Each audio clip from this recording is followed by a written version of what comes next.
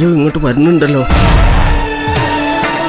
അത് ഉമേമറാണി തിരുമനസിന്റെ അംഗരക്ഷകൻ ഇരവിപ്പിള്ളയാണ് തിരുവടികളെ.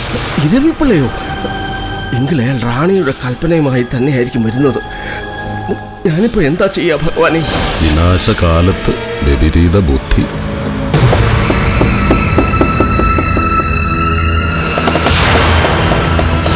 തെറ്റുപറ്റി തിരുവടികളെ.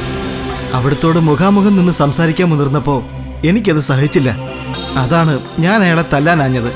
അതിങ്ങനെയൊക്കെ വന്ന് കലാശിക്കുമെന്ന് സ്വപ്നത്തിൽ പോലും ഞാൻ കരുതിയില്ല.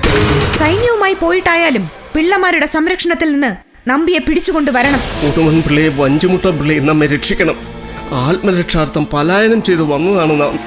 നമുക്ക് വേറെ വഴികളില്ല കൊടുമൺ പിള്ളേ.